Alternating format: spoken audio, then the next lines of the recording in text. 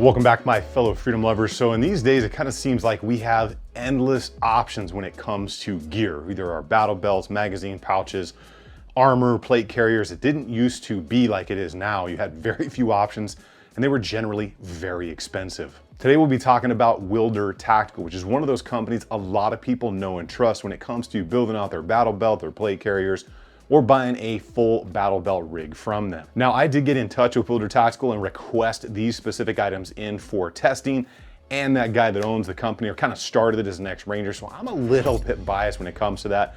But I did find one thing that I guess maybe could be a problem, or more of just a suggestion that I would give, just based on some of my experiences with the gear that we will talk about in just a minute. But for today's video, we're gonna be focusing on the Evolution magazine pouches. They have two different versions of this. One is a tall, one is a short version. Of course, the rifle pouch for your AR, that's gonna be a primary, of course. The tourniquet pouch, that will pretty much hold most tourniquets out there on the market. And then my favorite part of this is going to be the drop leg UBL with their swivel attachment and leg strap. This is definitely something that kind of really caught my eye. Having used drop leg holsters, they can get a little uncomfortable if you don't have something that can rotate that strap. Now, before we check these out up close, make sure you guys get subbed up, get belled up, turn those notifications down there to all on, and a huge thank you to all of my Patreons. Massive support structure for the channel. If you want to help out in any way, you can check that out, or you can use any of the links down below. All that stuff helps the channel out. So we're gonna get into these battle belt items right now. So the Wilder Tactical. Now this is on my AWS Inc. belt. Still testing this out. There's gonna be a video on that coming soon, along with the tactical fanny pack that they sent me, which is actually pretty cool. So talking about the Wilder Tactical stuff, we'll start with the pistol mags, move into the rifle, and then talk about the holster accessory and all that good stuff here. So there are two different versions when it comes to the pistol mags. You can get the traditional one like this. This is the taller version, so you can see at my CZ P10F mag full size, you can kind of see how tall that one is. Then you can compare it to these ones right here. You'll be able to see that size difference between the two, give you guys a really good idea of how those fit side by side right there, and then like that right there. So definitely a difference. If you're gonna have, like, say, a compact and a full size, you're gonna wanna go with the shorter ones, but they come in these two designs. You can get them on these angular setups. You can get them on singular setups. You can get them on mouth clips, or a variety of different attachment points that you can use. And then they're all bungee corded like this, and you pull and then you kind of weave it through here to get it tighter up top. And that's how that works. And that's gonna come into play with an issue that we're gonna talk about here in a little bit. Now the ones right here with that kind of wide mouth design like that, that's definitely nice. That's kind of more preferred because it really helps you if you're doing like a tactical exchange or just loading those mags and getting them right in there like that.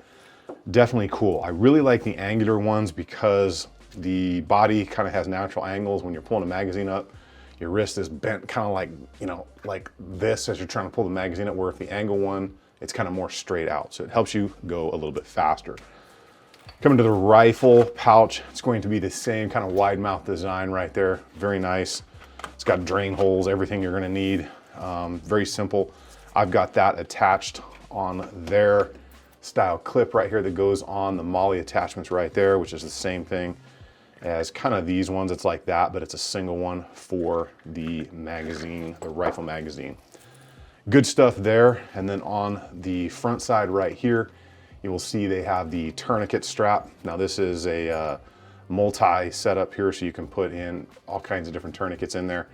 It's basically really closely designed like the magazine carriers, just meant to hold your tourniquet. You can see I have the SOFT wide in there. It's a good setup. Haven't had any issues with that thing at all. Now those are injection molded plastic style things. You can get them in a variety of different colors. We'll talk about price here in a little bit.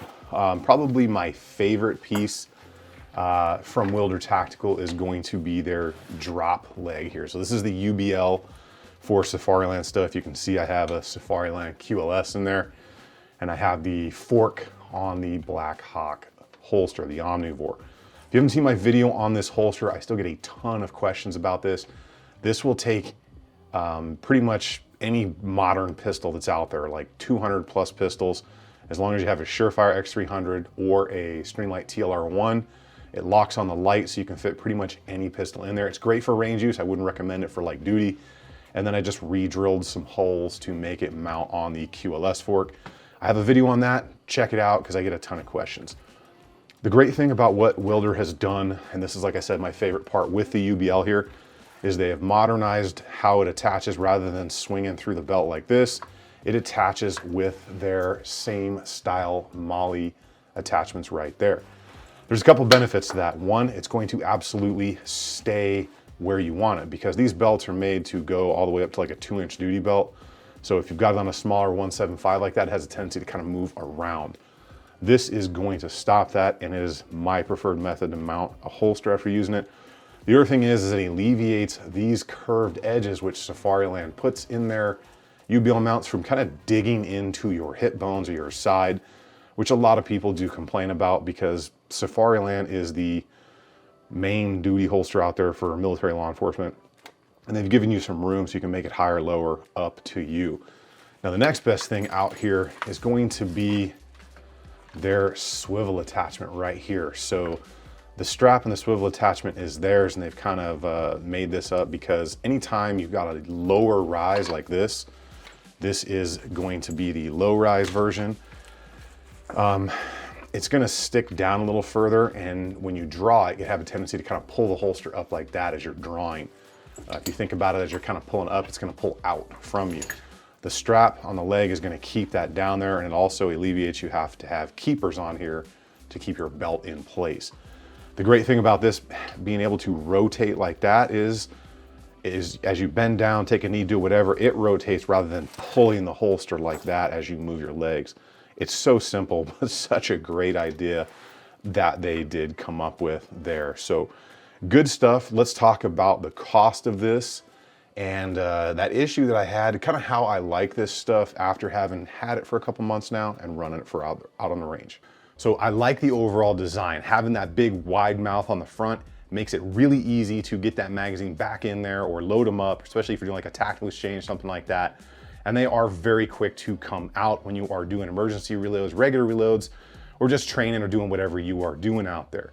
Overall, the pouches are solid. I am a huge fan of that UBL drop, the way they've taken it out, put it on the MOLLE, and given that swivel strap. That is just such a nice change from having a regular leg strap that kind of drags that holster forward if you take a knee or something like that and have to bend one side forward, backward, anything like that.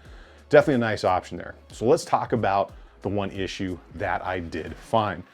And it mostly happened with the #1 pouch right there, and it's kind of happened already.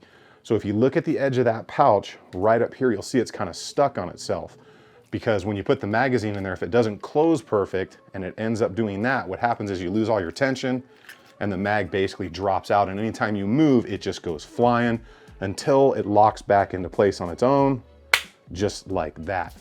So basically what's causing that is the front, the edges right here, where you can see right there, that edge just isn't deep enough to go back in there when you have full-size mags. You can see anytime you put them in there, it kind of does it again like that, and you lose that tension, and then it'll close like that on its own.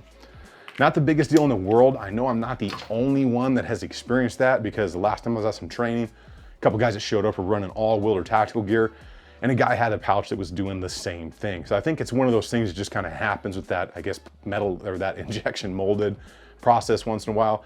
I tried torquing on the tension on there. I tried kind of making it tighter at the bottom, making it tighter at the top, and just cranking it all the way down. So that's one thing I definitely would say keep an eye on, especially if you're running those metal magazines. Now, as far as the cost on these things, so when it comes down to the pouches, you're looking at anywhere from like 22 bucks and up, depending on if you want the doubles or your attachment. They're pretty much in line with everything else that is out there, because most of the really good names, HSGI, G-Code, and then the Wilder tactical stuff, they're all within like $1 or $2, and it's really gonna come down to user preference. And then when it comes to the Safariland UBL drop with the swivel, there are so many different options there. I think it starts at like 50 bucks, works its way up to like 90, depending if you want like the Cobra buckle strap or the flex strap. There's several different options. So you can check all that stuff out at the link down below. So I hope you guys liked learning about those. That's just another option for you guys to take into account when you're out there building out your kit. You guys get out there and have some fun on the range. Make sure you get subbed up, get belled up, turn those notifications to all on. I will see you guys on the next one.